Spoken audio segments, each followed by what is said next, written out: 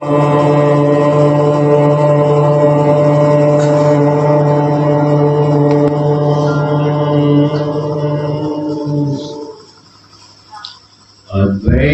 स्वरूप हीरा परम भास्कर केशवानंद भाव सहित मैं नमन करूं पूर्ण सच्चिदानंद। गुरुर्ब्रह्मा गुरुर्विष्णु गुरुर्देवो महेश्वरा गुरुः साक्षात् परब्रह्म तस्मै श्री गुरुवे नमः। तस्मै श्री गुरुवे नमः। बोलो सच्चिदानंद भगवान की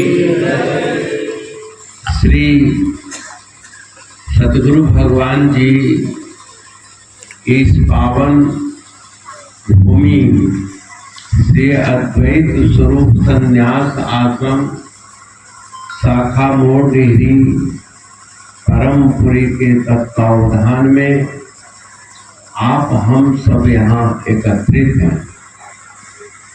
परमपुरी के पीठाधीश्वर पूज्य बाबा भास्करानंद पुरी जी महाराज द्वारा कार्तिक पूर्णिमा की विशेष परंपरा यहाँ चलाई है।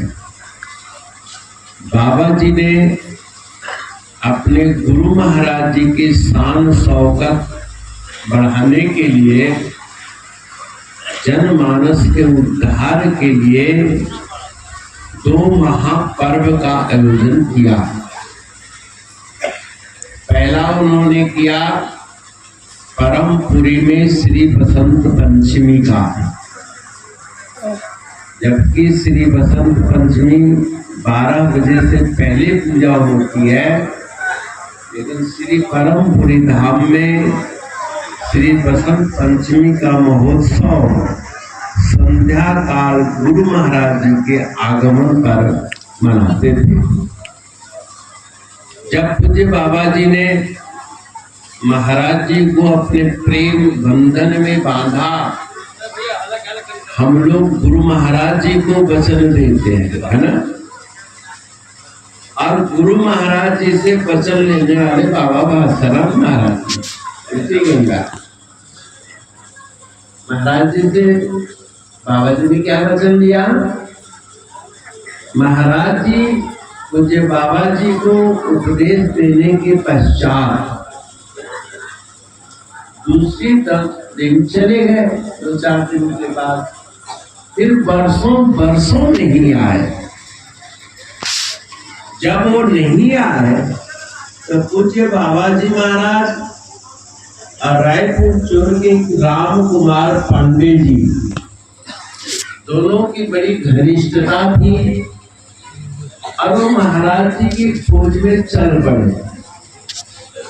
सारे क्षेत्र घूमे, इतने विशाल हिंदुस्तान में विभिन्न तीर्थों में एक महाराज जी के नाम लेकर ढूंढ रहे थे तो बड़ा मुश्किल हो जाता है। और वचन किए थे कि जब तक महाराज जी को ढूंढकर हम आएंगे नहीं तब तक घर वापस नहीं आएंगे। जय हो। परम तो सब कुमारी मिलेंगे तो घर जाएंगे, गृहस्थी में जाएंगे, नहीं तो नहीं जाएंगे। इतना दृढ़ संकल्प। और बुढ़ापे का नहीं, उस समय बाबा जी पूर्ण यौवन थे, युवक थे। और राम कुमार पांडे जी की तो शादी भी नहीं हुई थी। युवैव धर्मशीला, युवावस्था में धर्मशील बनो, भक्त बनो, निष्ठावान बनो। और उस निष्ठा को उम्र के साथ धीरे धीरे परिपक्वता आती है, समझे। जैसे शीशों का पेड़ पहले बढ़ता है लेकिन चारों तरफ से सफेदी रहती है, साथ देखने में मोटा रहता है लेकिन वो फर्नीचर बनाने के काबिल नहीं होता। होता है। विश्वकर्मा जी लोग बैठे, कुछ साल जब तक उसकी बढ़ोतरी रुक जाती है, पेड़ का जैसे हमारी आपकी हाइट बढ़ती है ना, तो बढ़ते बढ़ते 25 साल 27 साल 28 में तो स्टॉप होगा, फिर बढ़ोतरी फिर मोटा होना शुरू होता है, तजुर्बा बढ़ने लगता है, निष्ठा बढ़ने लगती है, अनुभव बढ़ता है। ऐसे ही जैसे शीशम का वृक्ष पहले मोटा होता है, फिर बढ़ना रुक जाता है, फिर धीरे धीरे धीरे अंदर से लाल होने लग जाता है, यानी साधु बनने लग जाता है ना। अब काम कौन आता है? सफेद वाला है, लालिमा जो होती है उसको भून नहीं लगता, उसकी मजबूती बढ़ जाती है। ऐसी जवानी अवस्था में बहुत लोग उपदेश ले लेते हैं, लेकिन अपना विस्तार नहीं करते, और विस्तार के बाद चिंतन मनन नहीं करते, इसलिए उनका हृदय सफेद ही रह जाता है, कोराई रह जाता है, हीर नहीं बनता है। पूज्य बाबा जी एक उत्साह उमंग में, जवानी की जोश में संकल्प कर बैठे, महाराज जी मिले ही नहीं, लुका छिपी हो गया इतने बड़े हिंदुस्तान में। तो बाबा जी कहते हैं, महाराज जी भी कहते थे कि इन दोनों ने मिलकर वहां पर ट्यूशन पढ़ाना शुरू किया, क्योंकि जेब का पैसा खत्म हो गया। जेब की मुद्रा के और गांठ की धन और कंठ की विद्या, ये दो ही काम आता है। घर में जायदाद है, लेकिन वहां गांठ में जो था वो सीधा हो गया। तो राम कुमार पांडे जी शास्त्री की उन्होंने ट्यूशन पढ़ाना शुरू कर दिया, घर नहीं जाएंगे गुजारा करेंगे। संस्कृत पढ़ाते थे, हिंदी पढ़ाते थे, दोनों अपना भगवान का भजन गाते थे, जगह जगह पूछते थे गुरु महाराज गुरु महाराज गुरु महाराज। लोग कैसे गुरु है, चेले इतने आतुर है और गुरु बड़ा निष्ठुर है।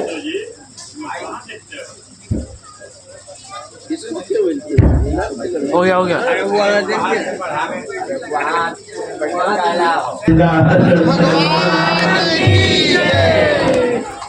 महाराज जी ने बाजू पकड़ा, दिनेश तू रो क्यों रहा है, तू टूट रहा है, काहे रे बन ढूंढन जाई, कहाँ ढूंढ रहा है, सर्व निवासी सदा अलेपा, कोई संग समाई तेरे संग में रहता।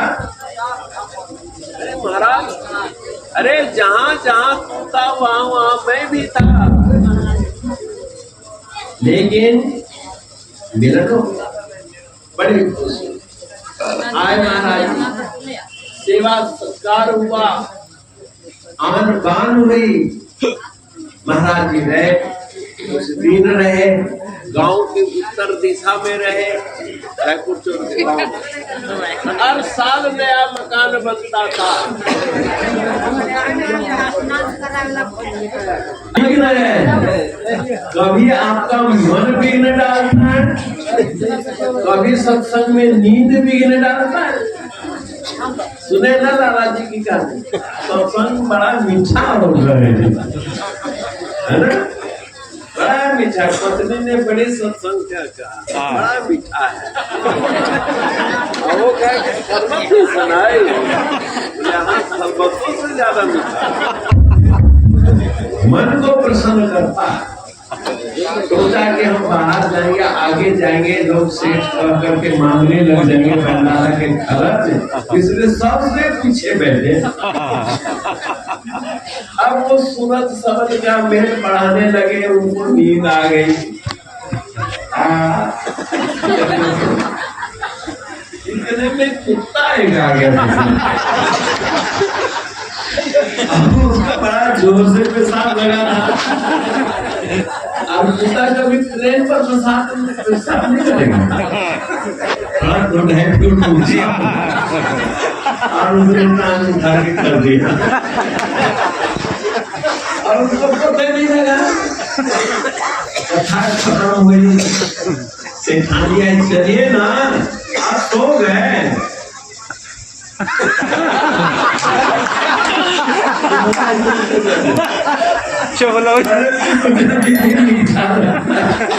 यहाँ तो नमकीन भी है,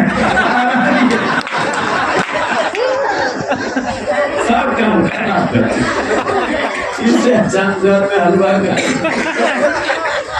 कहने का मतलब नींद भी एक विघ्न कारक है जो अमृत को नमकीन बना देती है। घृणा कई ऐसे बड़े बड़े साधक भी नमकीन हो जाते हैं, कई दफा हो जाते हैं। क्या कीजिए, आलस प्रमाण सचेत अवस्था हुई। महाराज जी की खूब सेवा हुई, अच्छा दिन तो मैं चलूंगा। नहीं महाराज, आपको साल में एक दफा आना पड़ेगा। बोले साल में आना पड़ेगा, ठीक है मैं आऊंगा। मैं कब आऊं, किस दिन आऊं? जिस दिन तू कहेगा मैं आऊंगा, और मैं साल में तुम्हें 2 महीना देता हूं। बहुत श्री गुरु महाराज की जहाँ का एक घड़ी आधी में पुण्याद, अब तुलसी संगत सार की कटे कोटि। और यहाँ तो 2 महीना की संगति मिल गई, और क्या चाहिए। अब दिन तुम निश्चित करो कि नहीं। महाराज जी आप वचन दीजिए कि प्रत्येक बसंत पंचमी के दिन आएंगे आप। तो बोले बसंती ही क्यों तू मांग रहा है? महाराज उस दिन हमारे गांव में सरस्वती पूजा होती है और सैकड़ों बच्चे रहते हैं हाई स्कूल में, और मैं मुखिया हूँ तो सबको आमंत्रित करूंगा। आपके आने पर 200-400 की अगर भीड़ न हो तो क्या स्वागत हो। स्वागत में रंगत लाने के लिए बसंत पंचमी का दिन बाबा जी ने मांगा। तब से बसंत का पर्व संध्याकालीन चल रहा, अभी तक चल रहा। आपके इस मोरडीरी में भी बाबा जी ने ही वचन दिया, वहां वचन दिया, यहाँ वचन दिया कि प्रत्येक कार्तिक पूर्णिमा के दिन मोरडीरी आश्रम में कार्तिक पूर्णिमा का भंडारा होगा। क्यों कि पुनपुन नदी, वहां बसंत पंचमी, और यहाँ पुनपुन का बहाना कि पता नहीं गुरु भक्त आए ना आए, मेला देखने वाले तो आएंगे, उन्हीं को हम यहाँ खिचड़ी खिलाएंगे, दाल चावल खिलाएंगे। खाने की लोग में सही आए तो सही, शिकारी आएगा, जाल बिछाएगा, दाना डालेगा लंगर में। ये भी चाले हैं समझिए, लेकिन आप बड़े चालाक पक्षी हैं, फंसते नहीं, तो खा लेते।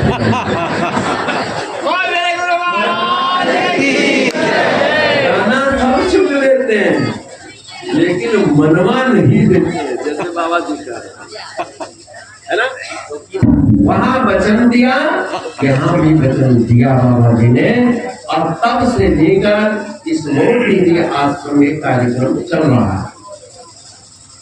अब उन बाबा जी के वचन निभाने के लिए बसंत में भी आना होता है, और अब आप लोग 2-4 साल से हमको यहाँ फंसा दिया। आप तो भाग जाते हो, आप नहीं फंसते हो, लेकिन मुझे फंसा दिया।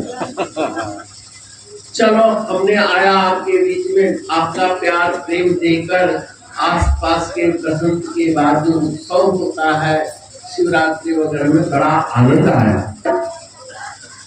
पूज्य बाबा जी यहाँ आए, और बाबा जी तो गुरु महाराज जी को वहां बांधे। और इस गांव में जानते हो बाबा जी को कौन बांधा? कौन? मुखदेव भाई। वो बाबा को भी बांध लिए और महाराज जी को भी बांध लिए। बोल श्री गुरु महाराज की जय। विश्वनाथ जी बांध लिए राम रसान जी, जो रामा प्रसाद सिंह कहलाते थे, लीलाचक वाले है तो बताइए। बतवा बात बनाते भी थे और बतवा आज भी। क्या बात बनाए? जब गुरु महाराज जी से प्रथम मिलन हुआ तो उसमें डमड़ी भाई थे, ठेकेदार, मतलब छोटे मोटे ठेकेदार के अंदर ठेका मिला। महाराज जी के लिए कहते खूब लंबी, क्या होता है, बड़ा खूब होता है, लंबी सब लेकर आए थे। रामा भाई भी आए थे, पहला दर्शन। अब इस एरिया में जात पात का बड़ा महत्व है ना। तो रामा भाई बोले, दिनेश बाबू की बताइए कि कौन कहती है, कौन बिरादरी है? देखने में तो बड़ा सुंदर है, तो हर जाति में सुंदर लोग होते हैं, कौन बिरादरी होते? महाराज जी बिरादरी शब्द नहीं समझे, बोले क्या कह रहा है? बोले महाराज जी आपकी जात पूछ रहे हैं। जाति रिश्ता करना है क्या? ब्याह शादी करना है? जात तो जानते, हमसे ना पूछो मेरी जात, ये दिनेश क्या जानेगा? मेरी जात धोबी है, धोबी। अभी बाबू साहब में ऐसे मत किया, महाराज जी की दवा एक्टिंग करके बता देते धोबी लगी। बोले हाँ भाई धोबी, तो तुम ऐसे क्यों कर रहे हो? धोबी के पास कोई प्रेस करके कपड़ा देता है क्या? गंदा है वही ना कपड़ा दिया जाता है, बिना प्रेस के दे देते हैं, मटर करके देते हैं। और धोबी जो है सोडा पानी में उबालता है, उसके मैल को धुलाता है, तो पीट पीट के मैल साफ करता है, तो प्रेस करके फिर गंदे कपड़े देने वालों का कपड़ा वापिस करता है कि नहीं जी। तो बेटा लोग तन मन धन सब हमको देते हैं, लेकिन सब गंदा देते हैं कि नहीं जी। अब हम जो है सेवा की भट्टी में, उपदेश की भट्टी में, अनुशासन की भट्टी में उसको तपाते हैं, उस भक्त को उसका मन निर्मल करते हैं, चित्त निर्मल करते हैं, उसके धन को पवित्र करते हैं, तब वो भक्त मेरा प्रेमी बनता है।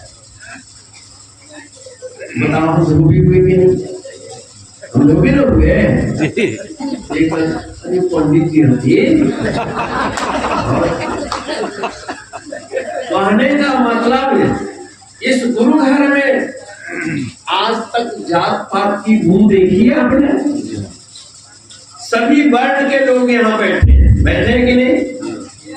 अरे कल बड़े मजे की बात हुई, सीरीज में गए थे और वहां पर निमंत्रण में सभी लोग आए थे। लोग कहने के ब्रह्म भोज है। अब भंडारा की शुरुआत में क्या करते हैं? ब्रह्म भोज कहते हैं ना।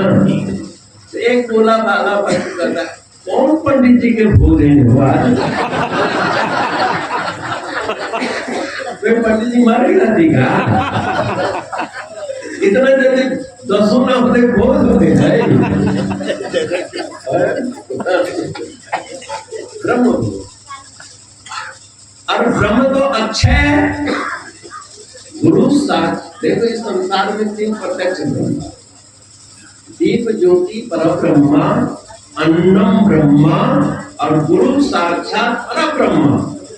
ज्योति से तुरंत अंधेरा मिटता है, भोजन से तुरंत शरीर में शक्ति की स्फूर्ति होती है, और गुरु साक्षात तुरंत बुद्धि में चेतना देते हैं, जीव ब्रह्म की गांठ तुरंत खोल देते हैं।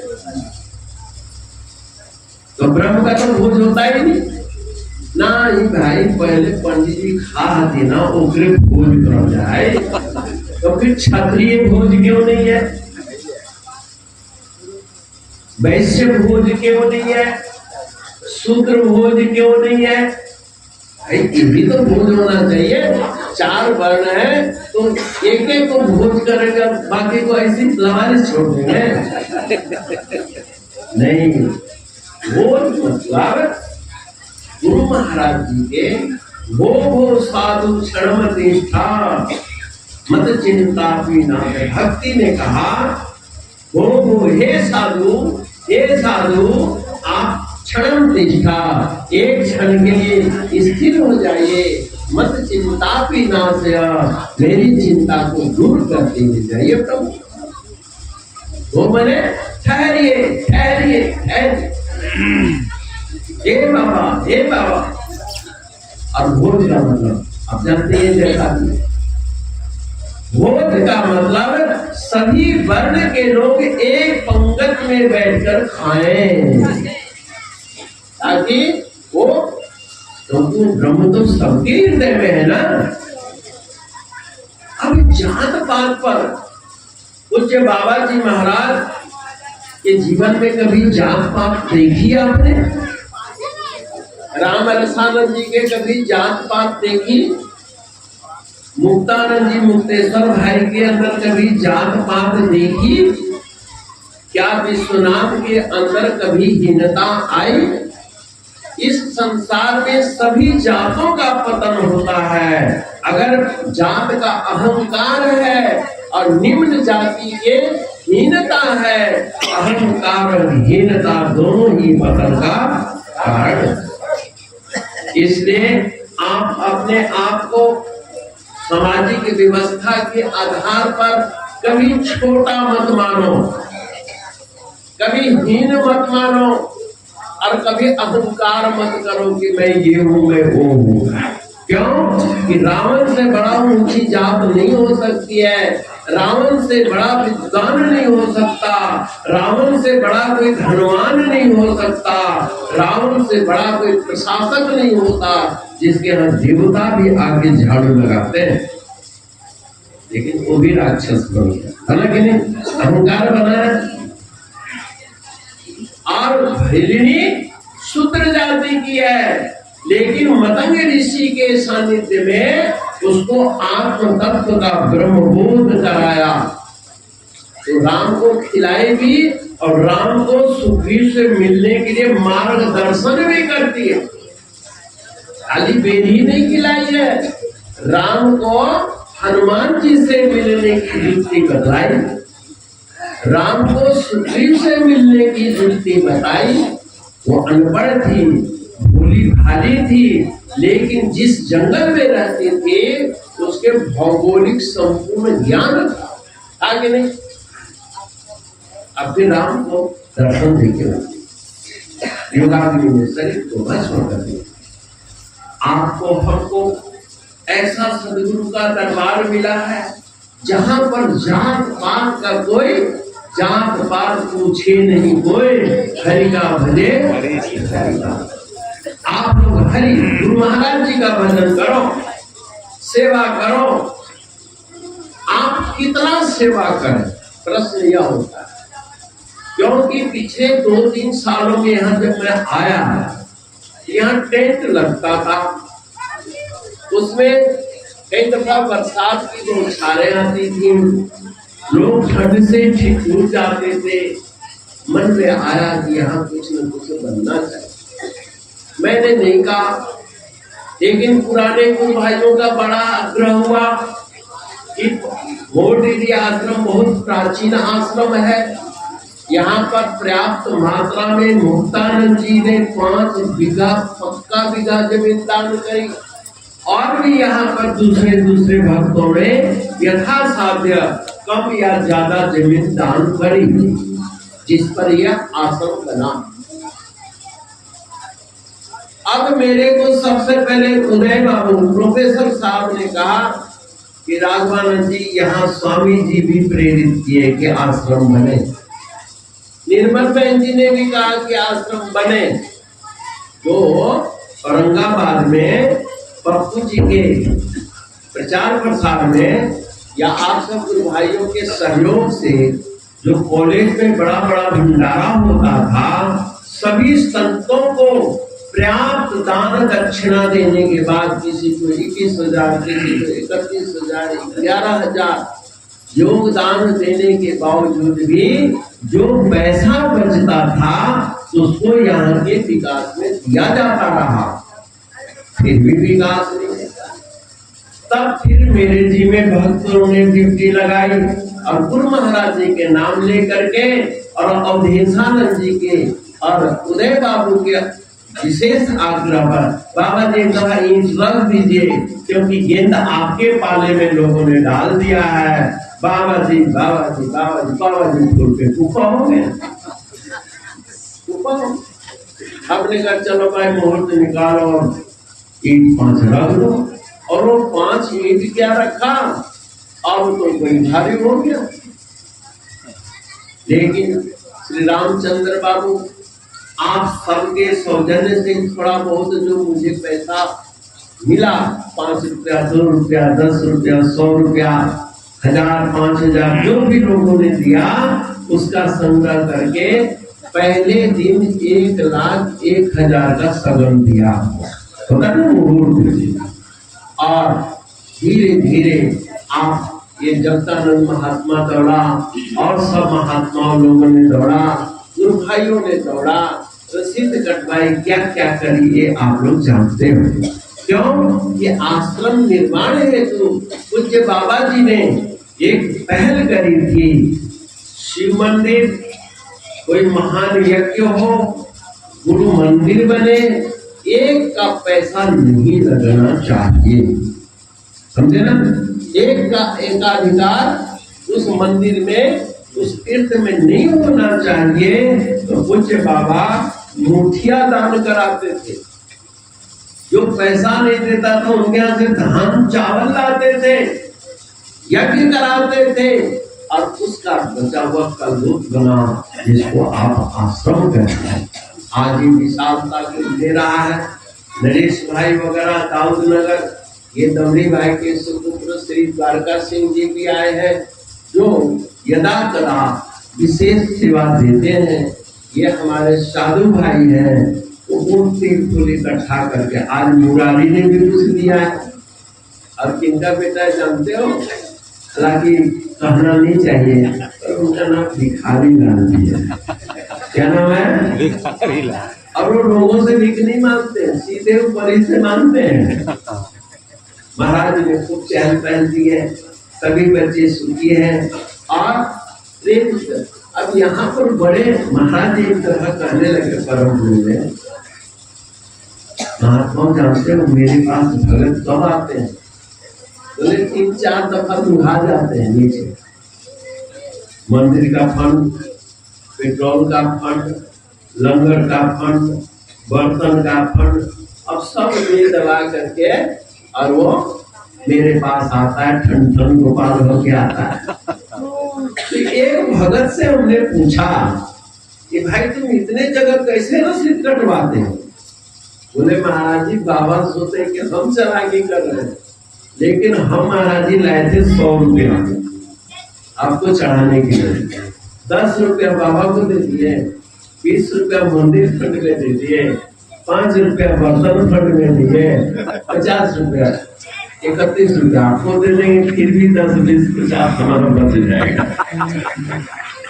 तो अगर तुम एक ही जगह दे देते तो ये 100 रुपया आता। तो प्रेरित हुआ कि भाई जो कुछ देना है महाराज जी को दो। और महाराज जी कहाँ ले जाएंगे? बच्चों को ही तो देंगे। इससे जो है लोगों को संगठन में मजबूती आई। और फिर एक एक भक्त क्या सेवा करता है, कानों कान किसी को पता नहीं लगा। आज दमड़ी जी की तरह दिल वालों की कमी है। जब वो छोटे ठेकेदार थे, दमड़ी भाई एक दफा आपकी जी कहानी सुना, महाराज जी ने उनको आशीर्वाद दे दिया कि तुम ठेकेदार हो। और ठेकेदार जी बोले नहीं महाराज मैं ठेकेदार नहीं, मैं तो मजदूर हूँ, अपने हाथ से नाली खोदता हूँ, पैन खोदता हूँ, ठेकेदार से एक छोटा मोटा ठेका ले लेते हैं कि इतना खुदाई कर देंगे। भाई हमने तो ठेका कह दिया, ठेकेदार कह दिया, अब तुम जानो तुम्हारा काम है। और सचमुच में अगले साल से ठेकेदार बन गए। क्यों कि एक्शन आया, नाली की खुदाई देखी, बोले किसने खुदाई करी, फलाने ने खुदाई करी, तुम टेंडर भरो। सरकार हमको लिखने पढ़ने नहीं आता, बोले लिखने पढ़ने टेंडर हमने देना है। तू दमड़ी, तुम्हारा नाम क्या है? दमड़ी। तो 3 दिन टाइम है, दमड़ी लिख ले। 3 दिन में दमड़ी सीखे, समझे ना? अब सीख गए, अब देखो महाराज जी की कृपा, करोड़ों के ठेकेदार बन गए, करोड़ों के। लेकिन जैसे जैसे उनके जीवन में धन की वृद्धि हुई, भक्तों की तरफ से 2 कमरा इकट्ठे परमपुरी में उन्होंने बनवाया। महाराज जी की हवेली बन रही थी, दीवार उठ गई, छत नहीं बढ़ी थी। बोले महाराज मेरे लायक कोई सेवा बताइए। फल की टोकरी, संता के टोकरा भर के ले। बोले भाई यहाँ हम सेवा क्या बताए तुमको, यहाँ घूम के देखो तुम क्या कर सकते हो। बोले महाराज जी 4-5 कमरों में जो छत पड़ना है ना, वो हम ही डलवा देते हैं। बोल गुरु महाराज जी। दीवार लोगों ने उठाया, छत आज जितने भी पत्थर की पट्टियां है, लोहे का गार्डर है महाराज जी की पूरी हवेली में, उन्होंने डलवा दी। और आज बच्चे भी कर रहे हैं। मेरा ये सब कहने का आशय क्या है कि आप लोग भी अगर सेवा करोगे तो जगत मजदूरी देते है, तो क्या लाभ के भगवान इतना गरीब है कि तुम्हारी मजदूरी का रंग देगा। लेकिन तुम अगर हेरा फेरी करोगे, तुम चालाकी करोगे, महाराज एक दफा कहने लगे बताओ भगत मेरे चालाकी करते हैं, अब ये भूल जाते हैं कि मैं चालाकों का भी गुरु हूँ। तू मेरा चला हो के मेरे से चालाकी करेगा तो पार पाएगा तू, क्योंकि तेरा गुरु है। इसलिए आज आप लोगों को यहाँ अभाव देखना चाहिए। श्री परसंत पंचमी के दिन महाराज जी ने कहा कि जिस गृहस्थ भक्त के 2-4 बच्चे हो ना, तो सीना गर्व से उसका ऊंचा रहता। मेरे इतने बेटे हैं, इतने इंजीनियर हैं, इतने क्लर्क हैं, गदगद रहता है। और जिस सदगुरु के हजारों की संख्या में बच्चे हो, और गुरु का काम कोई रोक सकता है क्या? हमें गर्व अपने बच्चों पर नहीं करना चाहिए, लेकिन बच्चों को भी अपने पिता पर गर्व करना चाहिए कि हमें भी पाल पोस के बच्चे की तरह बड़ा किया है, हमें भी धन कमाने की काबिल बनाया है। अगर सब गृहस्थ भक्त एक मजदूर से लेकर एक बड़े से बड़े अफसर तक एक महीना की सेवा आप दे दें, 12 महीने के अंदर, यानी 1 साल के अंदर 1 महीना की अगर आप सेवा दे देते हैं, तनख्वाह मजदूरी जो भी है, तो यह आश्रम को बनने में देरी लगेगा क्या? कोई देरी नहीं लगेगा। अगर यह आश्रम पंजाब में बनता तो गुप चुप लोगों से पूछते कि यहाँ कितना लोहा लगेगा, कितना बालू लगेगा, और ट्रक के ट्रक अपने आप हो जाते हैं। कई जगह ऐसा हुआ। दिल्ली आश्रम में एक भक्त आया, 2 रुपए की पर्ची पर दवा खाता था। उसने लोगों से पूछा यहाँ कितना पंखा की जरूरत है, छत पड़ गई। बोले 25-30 पंखा लगे नीचे नीचे। वो गया 30 पंखा खरीद के रेड़े से भेज दिया, और रेड़े वाले से कह दिया कोई पूछे तो बताना मत कि किसने दिया। गुप्त सेवा, आप लोग भी गुप्त सेवा करो। इति गुह्यतम शास्त्रमिदं उक्त्वा मया नघ। इति गुप्त जो होता है वो आपको अहंकार नहीं होने देना, वो होने देगा। अभी तो अंदर मस्ती आएगी, हमने अपने का पालन किया। गुरुमुख है, गुरुमुख का धर्म क्या है? महाराज जी कहने लगे आज गुरुमुख तो नहीं है, लेकिन मैं शिष्य मुख जरूर हूँ। क्या? चेला मुखी हूँ। वो कहते महाराज जहाँ चेला कहते आओ मेरे घर तो मैं जाता हूँ, यहाँ बैठो महाराज तो बैठता हूँ, ये खाओ महाराज तो मैं खाता हूँ, अब जाओ महाराज विदाई हो गई है।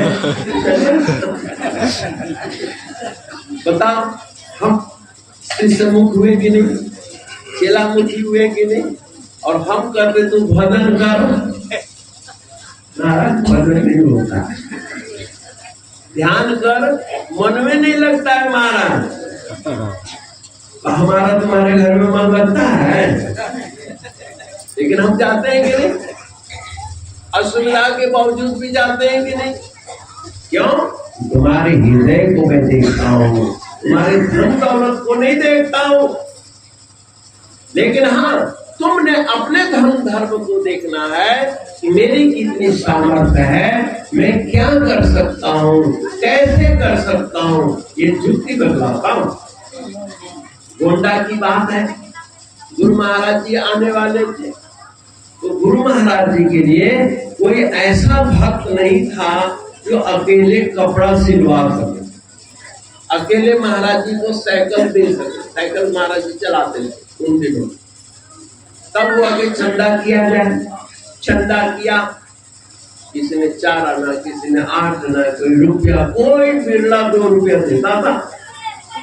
एक बूढ़ी माई थी, धीरेन्द्र महाराज जी कहते थे, और वो रोज घास खुरपी से छील करके उसको घास मंडी में बेचती थी, और उससे जो पैसा मिलता था उसको बचा के रखती थी। संकट के लिए उसने 21 रुपए बचा के रखे। बीमारी हारी में लोग बचाते हैं ना। अगर तुम गुरुमुख होगे, संयमित जीवन जियोगे, खान पान का पूर्ण ध्यान रखोगे, तो गुरुमुख कभी बीमार नहीं हो सकता। इसलिए बीमारी के लिए पैसे की जरूरत ही नहीं पड़ेगी। लेकिन रखिए बीमार के लिए, तो बीमार हो गए तभी ना पैसा खर्च होगा भाई। जिस योजना के लिए तुम रखे हो, तो भगवान अगर बीमार नहीं करेंगे तो पैसा धरा ना रह जाएगा। तुमने डॉक्टर को देने के लिए संकल्प किया है, उस बुढ़िया ने 21 रुपए रखे और उसने 21 रुपए दान कर दिए कि हम अपने लिए अभी हम तंदुरुस्त हैं, अभी हम कमा के और पैसा रख लेंगे। लेकिन ये सेवा मौका बार बार नहीं आएगा। साइकिल खरीदा जाएगी, दिन हर साल थोड़े ना साइकिल करेंगे। अब ये छत पड़ गई बेसमेंट की, और हर साल थोड़े ना छत पड़ेगी। ऐसे ऊपर का भी छत कोई ना कोई आपके सहयोग से पड़ ही जाएगा। लेकिन ये तुम्हारे मन में टीस रहेगी कि हम सामर्थ्य रखते हुए भी कुछ नहीं कर पाए, हम लोहा नहीं दे पाए। क्योंकि 11,000, 21,000, 4 किस्तों में लोगों ने दिया, जैसा मुझे खबर लगा। इतने गरीब लोग, और बाकी सामर्थ्यवान लोग कितना देते हो मैं नहीं जानता। आप अपने हृदय से पूछो कि आप क्या देते हो, क्या दे सकते हो, जरूरत है भी या नहीं है। आप पैसा मत दो, आप लोहा भेज दो, ट्रक में लदवा के, सीमेंट भिजवा दो, जब जरूरत हो बालू भिजवा दो, आपकी सेवा लग जाएगी। क्या फिरनी गिरहरी कोई पैसा दी क्या? वो तो बालू दान करी। बंदर भागों ने कोई पैसा नहीं दिया, पत्थर चट्टान के चट्टान समुद्र में फेंका कि नहीं? और हनुमान जी फेंके हुए पत्थरों को जोड़े, इससे जोड़े राम राम। एक पत्थर के एक किनारे पे राम, दूसरे में मां, आपस में जुड़ जाते, जंजीर बन। आपका हमारा काम है दिल को जोड़ना। हर गुरु भाई यह सोचे कि मेरे किसी को व्यवहार से, असत्य भाषण से, मिथ्या चुगली से किसी का दिल टूटने न पाए, चाहे वो साधु हो चाहे भक्त हो।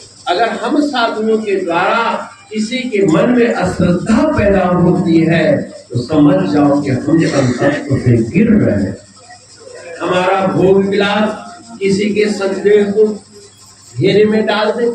भोग विलास का मतलब खाना, विधि व्यंजन खाएं। भोग का मतलब इस्तेमाल योग्य पदार्थ, किसी के घृणा का पात्र न बने। ये सचेत रहना चाहिए। ये हम लोगों को आत्मनिरीक्षण करना चाहिए।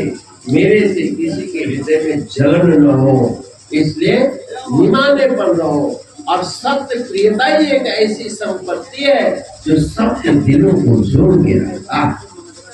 भगवान श्री राम समुद्र के किनारे बैठे हुए थे। अनेकानेक राय आने लगे। कोई कहता है समुद्र के पानी सोख लो, ये कहते हैं लक्ष्मण।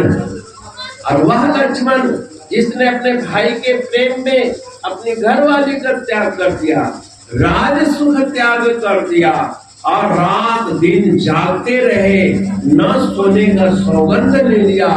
उस लक्ष्मण ने कहा, भैया सीता मैया जल्दी मिले ताकि जल्दी पानी सोख और समुद्र पार कर लेंगे। एक राय आ गई। दूसरी राय क्या आ गई? नहीं महाराज, आपके सागर जो है पूर्वज हैं और इन पूर्वजों से प्रार्थना कीजिए, क्योंकि हमारे सनातन धर्म में मृतकों की भी प्रति श्रद्धा है। और दो प्रकार के मृतक हैं, देवत्व और पितर। आपके जो पूर्वज हैं, माता पिता दादा दादी पूर्वज हैं, और जो राष्ट्र निर्माण में सेवा करी, जैसे महात्मा गांधी हुए, सुभाष चंद्र बोस हुए, अन्य हुए, ये देव कोटि के हुए। और परिवार को जो होता है वो पितृ कोटि के होते हैं। आपके पूर्वज है, आप जुड़िए, विनती कीजिए, शायद पिघल जाए। 3 दिन बीत गया, समुद्र नहीं सुनो। लक्ष्मण ने क्या किया? भैया दैव दैव आरती पुकारा, यांसियों का काम है। हाँ लिया धनुष बाण, मैं अभी सोचता हूँ। समुद्र हाथ जोड़ के खड़ा हो गया। विधि बताई, आपके सेना में नल नील है, उनके हाथ के स्पर्श से पत्थर तैरेंगे। हनुमान जी राव और मोर लिखेंगे, कड़ी जुड़ते चली जाएगी। समुद्र हमारा पानी भी बच जाएगा, हमारे अंदर आश्रित जो प्राणी है वो भी सुरक्षित रहेंगे। आप भी समुद्र पार कर देंगे। किसी का नुकसान नहीं हो। राम की बात अच्छी लगी और ठीक हो गया। अब उधर पुल बंधने का काम शुरू हो गया। अब लक्ष्मण जी कहाँ चुप रहने वाले थे भाई? वो गए राम जी के पास, बोले भैया अगर 3 दिन पहले बाण उठ जाता तो यही भेदभाव बता न देता। ये 3 दिन बेकार न हो गया है? आपने मेरी राय नहीं मानी, अगर यही राय उस समय मान लेते तो। राम गंभीर हो, लक्ष्मण तेरा त्याग निश्चय ही प्रशंसनीय है, तेरा स्मरणीय त्याग है। इस जवानी में पत्नी का परित्याग कर एक भाई के वनवास काल में सहयोगी बना है, इससे बड़ा कोई त्याग है क्या पूर्वज में? कहीं राम हनुमान लक्ष्मण से पहले 14 साल जागने की, वो भी भाई के रक्षा के लिए, आज तक रिकॉर्ड नहीं कोई बना पाया। बनाया कोई? नहीं बनाया। नहीं बनाया। भैया आप 3 दिन पहले बात मेरी क्यों नहीं मानी? लक्ष्मण जी ने पूछा। राम जी ने कहा, भाई देख, अगर 3 दिन पहले मैं तेरी बात मान लेता तो मेरा ये संगठन बिखर जाता। जामवंत, सुग्रीव, नल नील, ये जो कारीगर है, ये कहते तो भैये के गुलाम है, छोटे भाई की बात मानते हैं, हमारी तो मानते ही नहीं। अपने आप लड़े झगड़े। संगठन को रक्षा करने के लिए कई दफा अपने प्रियजनों की भी बात टालनी पड़ती है और टालनी चाहिए, यही नीति है। राम जी अगर नीति परायणता के साथ उनकी राय को इग्नोर नहीं करते तो संगठन टूट जाता कि नहीं? इतनी बड़ी सेना कहां से आती? इसलिए किसी भी संत को, किसी भी भक्त को संगठन को तोड़ने का उपाय नहीं करना चाहिए। इसलिए हमारा आपका धर्म है कि गुरु महाराज जी ने आपको छत दी है और दर्शन में तो ये बेसमेंट है, इतना मिट्टी से भरना था। एक भक्त ने कहा मिट्टी में भी 4-5 लाख रुपया लग जाएगा, इतने एक छत डाल दीजिए, नीचे वाला काम आ जाएगा, ऊपर हॉल बनाइए। अभी तो हॉल का काम शुरू ही नहीं हुआ है। बोलो सच्चिदानंद भगवान की जय। अब हर एक मजदूर महीना में 3 दिन की मजदूरी देने का संकल्प ले ले तो सर्वोत्तम है। मैं आदर नहीं करता हूँ, ये आपकी भावना है। और ऐसा मैं क्यों कर रहा हूँ? दिल्ली आश्रम में जब सत्संग भवन शुरू हुआ तो एक चूहिया माता थी, चूहे की माता कहलाती, चूहे बहुत पालती थी, चूहिया वाली माता, चूहिया वाली माता कहलाती। उसने कहा मैं 500 रुपया महीना सेवा करूंगी, मेरे को पेंशन मिलती है और 500 रुपया हर महीना, जब तक ये आश्रम में प्लास्टर पत्थर न लग जाए, काम बिल्कुल जीरो न हो जाए, तब तक मैं करूंगी। उसके देखा देखी एक रिक्शा चलाने वाला, उसने भी 250 रुपया महीना मान लिया कि मैं 250 रुपया रिक्शा की। ऐसे ही आप लोगों को भी चाहिए अपने अपने श्रद्धा के मुताबिक, अपने अपने निष्ठा के मुताबिक, ये जब तक यहाँ भवन पूर्ण रूप से निर्मित नहीं होता, आगंतुक संतों के लिए ठहराव नहीं बन जाता। मैं भी जगतानंद को डांटने लगा, तुम फिजूल के खर्ची हो, इधर उधर पैसा लगा देते हो, क्यों लैट्रिन बाथरूम बना दिया। लेकिन आकर के तसल्ली हुई कि कम से कम आए संतों की व्यवस्था करी। 100 कंबल ले आया। हमने कहा अब क्यों, ये गरीब एरिया है, यहाँ 10-10, 20-20 कंबल की भी सेवा नहीं ले सकते। मैं अगले साल से एक और व्यवस्था यहाँ चाहता हूँ, कम से कम यहाँ 10, 20, 50 कुर्सियाँ लगनी चाहिए। जो जैसा हो उसका वैसा साधन देना पड़ेगा। विशिष्ट लोगों को हमें आमंत्रित करना चाहिए। क्यों? लोग कहते हैं नहीं भगवान तो दीन बंधु है, खाली गरीबों को ही तारते हैं, तो अमीरों को कौन तारेगा भाई? है? अमीरों को भी तारना चाहिए कि नहीं? जनक जी गरीब थे, अमीर थे ना, तो उनको भक्ति करी कि नहीं? और केवट भी गरीब था तो उसकी भी भक्ति हुई, जनक देव की भी भक्ति हुई। क्या रावण गरीब था? दीन है। पूज्य बाबा भास्करानंद जी महाराज, खाली बाबा भास्करानंद महाराज का नाम या सिर्फ गुरु महाराज जी कहते रहना, यही मात्र महाराज जी की महिमा नहीं है। समझ गए?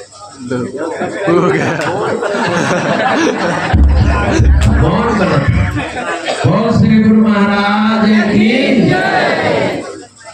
समझ गए? आप लोग अगर इस गुरु घर से सच्चे दिल से प्यार करते हो तो जो केवट के हैसियत में है वो केवट की तरह प्रीति करे, जो बिल्ली की तरह है वो 2 बेर खिलाए, जो सुदामा की तरह है 2 मुट्ठी चावल दे, और जो विदुर जी की तरह है वो साग रोटी खिलाए, है ना। और गोपियों की तरह अगर हैसियत है तो मक्खन और मिश्री भी खिला सकते हो भाई, पैसा इसका आधा कट जाएगा। खाते भक्ति में नकल नहीं होनी चाहिए। कौन कितनी सेवा करता है, कौन कितना भजन हटा भैया अलग तरफ नीचे वाले साइड में, ये आप लोगों को करना चाहिए। अमृतसर में नीचे बैठिए करो। बारा साहब है गोल्डन टेम्पल, जब उस आश्रम का निर्माण कार्य हुआ तो उस समय के जो गुरु महाराज थे उनसे कहा गया कि महाराज आप अपने मुखार बिंद से सेवकों को सेवा लगा दो। और वहाँ पर धनपति लोग बैठे थे, महाराज जी के मुंह से निकल गया कि हर व्यक्ति उस जमाने में आज से 400 साल पहले हर व्यक्ति 500 रुपया देगा, साल भर में या एक साथ 500 रुपया देगा। और ये घोषणा उन्होंने सुनी, सबने सुनी, और एक गरीब व्यक्ति ने भी सुनी। अब वो कहा कि हम तो सारा मकान भी बेच देंगे तब भी 500 रुपया नहीं दे पाएंगे, अब क्या करें? एक वहां पर पहलवान आया, मुस्किनिया पहाड़ पहलवान, और हारने वाले को 500 रुपया इनाम था और जीतने वाले को 11,000 का। अब वो गरीब सीख गया पहला, बिना एक सरा के उसकी पगड़ी गिरी जाती थी। वो सवेरे जो है वो कहीं नदी में नहाने के लिए गया और डंड बैठक कर रहा था, और मुस्किनिया पहलवान घूमते घूमते उस नदी में गया, तो कभी ऐसे करे कभी ऐसे करे, अरे उसको रहने दो, करे। अरे वही बोल रहा है भाई, तुम काहे ऐसे करते हो? वही बोल रहा है, छोटा वाला। हेलो, सब बोल रहा है इसमें अरे सुनो रे यार, छोड़ इसको, छोड़ो। एक को जवाब बेटा, बाकी ऑफ करो अगर चलता है तो। 3 मिला वीडियो में देखेंगे। वो मसला सुना, देखो मैं वो सुबह नदी के किनारे कभी ऐसे करे, कभी ऐसे करे, कभी ऐसे करे, लंगोटा पहन, और लंगोटा पहनने के बाद क्या रूप बनता हो जिसकी हड्डी गिनी जाती हो, पहलवान आ गया। ये क्या, ये कौन सा दाव है?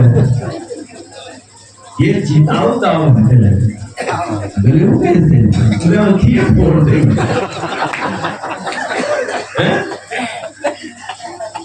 हमारे को ये आकाश के दाव है। अरे दाव किसी ने आज तक सिखाई नहीं। तो बोले कि तू मुस्किनिया पहलवान से लड़ना चाहता है, सीखिया पहलवान है, मरने के लिए तू थाना है। बोले हम अगर महाराज जी की सेवा में मर भी जाएंगे तो मेरी कुर्बानी होगी। बोले क्या मतलब?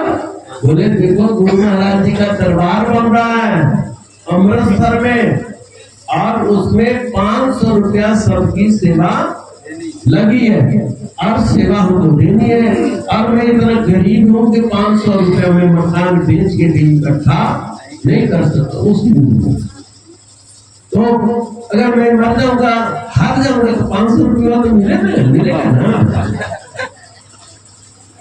अच्छा ये बात है। वो पहलवान सोचा कि गुरु महाराज जी की सेवा में अगर मैं हार ही जाऊं तो क्या है? उसने कहा देख तू खड़ा होना और तू ऐसे करना, हमारा बंद करेंगे तो दोनों पैर खींच देना। हारने का तरीका बता दिया। हो गया, बल्ले बल्ले 11,000 रुपया ले आए गुरु महाराज जी। बोले तो महाराज जी का है ना। ऐसा हुआ। एक तो मेरे साथ घटना घटी। हरमाड़ा आश्रम में बैठा था, शिवरात्रि के महोत्सव हुआ। एक बेबी बहन है मिर्जापुर में, पंजाब में मिर्जापुर जगह, वहाँ बेबी बहन थी और निहायत गरीबनी थी, लेकिन सूट ऐसा था लगते थे पता नहीं कितने पैसे वाली है। और मैं बैठा था राघवेंद्र जी के साथ, और वो कह के मेरे को कोई सेवा दसो, सेवा बताओ। तो चांदी के मुकुट में सोना चढ़ाना था मुझे। मन में आ रहा था कि भगवान शंकर का मुकुट है, उसमें सोने का पानी चढ़ जाए कम से कम। चांदी के मुकुट मंगाया मैंने, ले बहन इस पर सोने का पानी चढ़वा और झोली फैलाई ले। अब मेरे को राजबेंद्र सब लोग करने के आपने किसको सेवा दे दी, तो बहुत गरीबी नहीं है, कपड़ा सिल के गुजारा करती है। अब भाई ये सेवा मांग रहे थे, हमने सेवा दे दिया, मैंने क्या करूं यही मांगी। हमने तो मुकुट दे दिया, हम किसी और से बनवा लेंगे। बोले नहीं मैं ही बनाऊंगी, मेरी सेवा। और मुकुट लेके चली गई तो एक सुनार से पूछी कि इसमें कितना पैसा लगेगा। बोले क्या बात है। बोले हम शिवरात्रि में गए थे, वहां से दरबार के तरफ से मुझे सेवा मिली है, इसमें सोने का पानी चढ़वाना है और मैं धीरे धीरे कमा करके 150 रुपया महीना देके मैं पूरा कर दूं। उसकी कुर्बानी पर तरस खा गया कि ये बच्ची सोने का पानी चढ़वा रही है इतने बड़े मुकुट में। बोले बहन तुमसे जो होता है दे देना और उसकी चिंता मत करना, आगे हम अपने आप चढ़ा देंगे। उसने 150-200 रुपए दिए और हजारों के उस पुजारी ने अपना चढ़ा दिया। बोल श्री गुरु महाराज जी। कहने का मतलब कि अगर आप सच्चे दिल से सेवा करो तो प्रकृति साथ देती है, प्रकृति किसी के माध्यम से साथ देती है। एक हमारे गुरु भाई रमेश जी थे बरेली में, उनका भी नाम भिखारी लाल था। रमेश चंद्र जी बरेली में जो कुटिया बनवाने गए हैं उनका नाम। उनके यहाँ गुरु महाराज जी गए और घुटने का ऑपरेशन हुआ का। सब बड़े बड़े गुरु भाई लोग आए, वही गरीब भगत था, सब उसी के घर जाए। अब उसके घर में इतनी सामर्थ्य नहीं थी कि आटा और नमक इकट्ठा कर सके।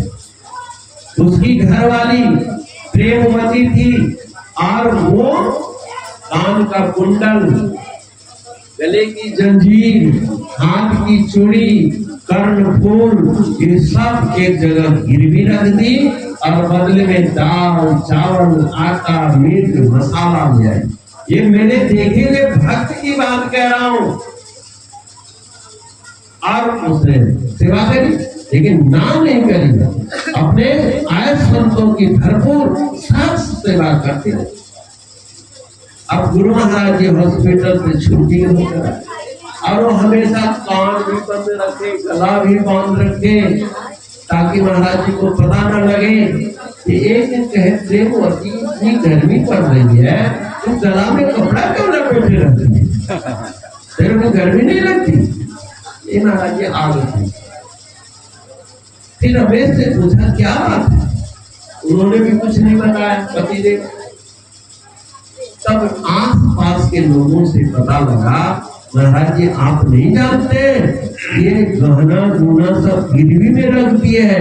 इस कलयुग की बात कह रहा हूँ, अपने परम प्रभु की सेविका की बात कर रहा हूँ। और गुरु महाराज जी ने तुरंत अपना बटुआ खोला और रमेश को कहा कि जाओ पैसा जमा करके गिरवी लाओ, जो कहना है ले आओ। मेरी बेटी की तो गला सुना। एक दफा वो दाव पर लगा दी ना, एक दफा तो कुर्बानी कर दी ना, महाराज जी मंगाते नहीं मंगाते। ऐसे हमारे शरीर के समर्पित लोग। मैं आपसे बता रहा था, वो घास काटने वाली बुढ़िया 21 रुपया दान कर दी, सारे भक्तों की राशि सूची लिखी गई। महाराज जी को एकांत में एक भक्त ने पढ़कर सुनाया, देखकर हैरान किए कि 21 रुपया कौन देने वाली है। बोले महाराज जो गरीबनी है ना, जो घास छिल के ऐसा करते, उसको गरीबनी कहते। तुम्हें शर्म नहीं आती? सबसे अधिक सेवा करी है, कोई 2 रुपया 3 रुपया दिया है, उसने 21 रुपये दिए, अभी भी वो गरीबनी है। जिसको सेवा का अधिकार हो, जिसने सेवा करी हो, जिसने सुमिरन किया हो, गरीब होता है, उसको धनवान कहो, धनपति है वो। और गुरु महाराज जी ने हनुमान भक्त को बुलाया और अपने जेब से 100 रुपया निकाल करके उस बुढ़िया के नाम जमा कर दिया। इसने 20 रुपए की कुर्बानी करी है, तत्क्षण 5 गुना अधिक उसके फंड में डाल दिया। अब मेरे पीछे से इस बच्ची का ध्यान रखना कि कहीं ये बीमार न हो जाए, पैसे के अभाव में रोगी बनी न रह जाए। ये होता है गुरु भाइयों का उपकार, ये होता है सदगुरु की दया। तुम एक कदम तो चल के देखो, तो कुछ करके देखो, और कुछ नहीं नहीं, वाणी से महाराज जी की महिमा फैलाओ, धनवानों के पास जाओ, क्योंकि बहुत से धनवान ऐसे हैं जो धर्म की सेवा करना चाहते हैं लेकिन उनको जगह नहीं मिलती, उनको क्षेत्र नहीं मिलता। और हमारे यहाँ गुरु भाई भी नहीं है, गुरु मंत्र नहीं दिए हैं, लेकिन तुम गरीबों के प्यार से वो यहाँ भक्त भी बनेंगे और यहाँ का विकास भी करेंगे। तो भाई और बहनों, आज इस कार्तिक पूर्णिमा के शुभ अवसर पर मैंने मांगने वाली बात प्रेरणा दी, इसलिए कि पूज्य बाबा जी की स्मृति है और वो एक एक मुट्ठी चावल मांगते थे, लोगों के जेब में हाथ डाल के पैसा निकालते थे और मात्र 2 रुपया देते थे। और गुरु महाराज की वो भक्त आज रोते हैं कि आज मेरे से सेवा कराने वाला कोई नहीं है। अब हमें तो अधिकार है नहीं कि आपके जेब में हाथ डालूं, आपके बैंक खाता देखूं। मैं तो महाराज जी से कहता हूँ आप ही देखो महाराज, और आप ही सबके अंदर प्रेरणा दो, हमें किसी के हाथ जेब में हाथ डालने का मौका न दो। कुछ बाबा जी ने जो बीज डाल दिया है, आप गरीबों में और अमीरों में संस्कार डाल दिया है, उस संस्कार को आप उद्दीपित करें, उस संस्कार को अभिवृद्धि करें, ताकि लोग अपने कर्तव्य की पहचान करें, गुरु भक्ति के महत्व को समझें और उसका आदर पूर्वक अपने जीवन में व्यवहार लाए, प्रयोग करें। इतना ही कहकर मैं वाणी को विराम देता हूँ। अब आगे हमारे पूर्व संतों ने साधना पर बहुत प्रकाश डाला, भजन अध्यास पर जोर दिया और हमने उसका प्रैक्टिकल सेवा जो आप कर सकते हो, क्योंकि करने में आंख बंद करने की जरूरत नहीं है, सिर्फ दिल खोलने की जरूरत है, मन बनाने की जरूरत है। और बाबा जी का वचन है, मन उठता है जहाँ धन जाएगा, जहाँ श्रद्धा जाएगी, जहाँ समर्पण जाएगा, तो कहीं संसार के कोने में रहोगे, तुम्हारी हृदय में गुरु महाराज जी दर्शन देते रहेंगे, दर्शन देते रहेंगे। बोलो सच्चिदानंद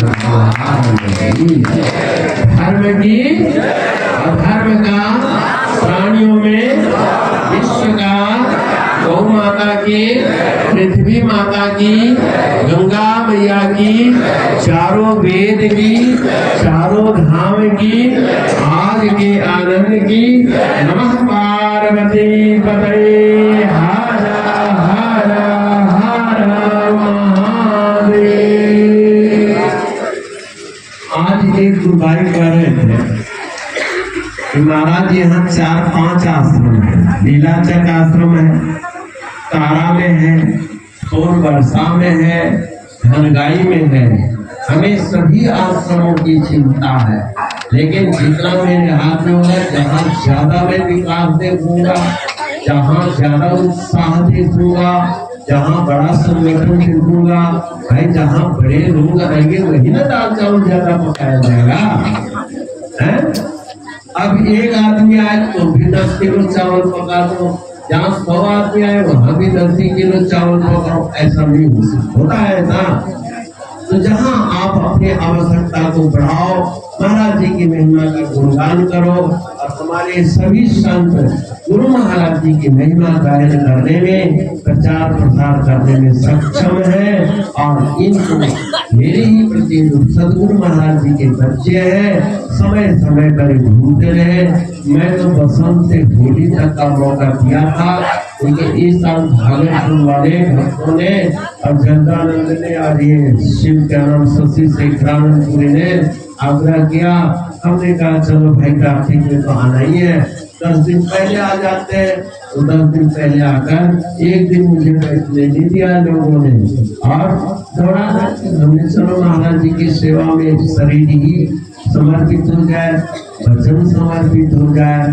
तो आप लोग भी अपने गुरु महाराज जी की महिमा का गुणगान करो, आश्रमों की महिमा का गुणगान करो, और हमारा केंद्र तो श्री परम गुरु धाम है ही, वहीं की एक शाखा है। और ये शाखा उन्होंने ही टाइम करी जो पूज्य बाबा भास्कर महाराज परमपुरी का नौलखा मंदिर प्रसिद्ध किया। ये 9,000 मंदिर था उस समय, अब हो सकता है भी 9 लाख था आज के युग में बन जाए। तो आप लोग बनाओ, पूज्य बाबा जी के प्रति यही समर्पण है, मुखदेव भाई के प्रति यही समर्पण है।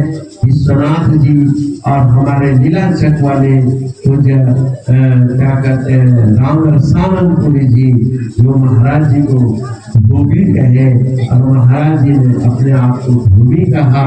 और हम सब के यहाँ गंदे मन आए हुए हैं और महाराज जी ने इसी क्षेत्र में संकल्प किया है, अरे गंदा ही मन मुझे दे दो, मैं इस मन को शुद्ध पवित्र बना करके फर्स्ट क्लास के निष्ठावान फ्लेक्स करके तुम्हारे को मैं वापस करूंगा। गुरु महाराज जी के आप अपना मन दे दो, गंदा है, अवगुण आ रहा है, कोई महाराज जी के कर अवगुण हार की बेनती बोलो जो मैं पूत कपूत हूँ श्री अवसर राखी द्रौपदी संकट जो प्रहलाद सहन सुनन को पहले सुनने की कुछ बात ही नहीं है। दो बॉक्स में ही आवाज ऊपर दे रहा है। द्रौपदी और प्रहलाद दिल से शरणागत हुए, लेकिन गुरु महाराज जी ने उनके लाज की रक्षा करी, तो आपकी भी लाज की रक्षा करें। एक दफा शरणागत हो जाओ, बस शरणागत। बोल सतगुरु भगवान।